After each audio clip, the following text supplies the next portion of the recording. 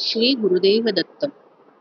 संत कबीर म्हणतात, माया सगी न तन सगो, सगो न इह संसार, कहे कबीर जीव का, सगा हे सिरजनहार.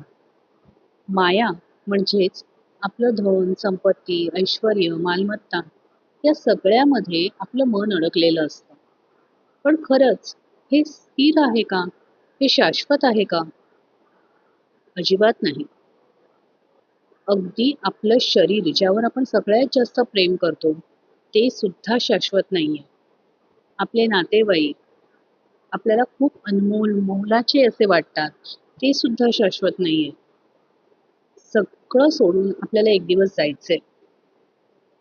मग या जगामध्ये शाश्वत काय आहे? तर शाश्वत ईश्वर किंवा परमात्मा आहे.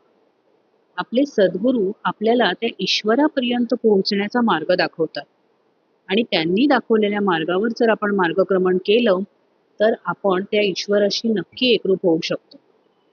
ईश्वर आपण पृथ्वी तलावर असताना सुद्धा आपल्या सोबत असणार आहे आणि आपण नसताना सुद्धा तो आपल्या सोबत येणार आहे.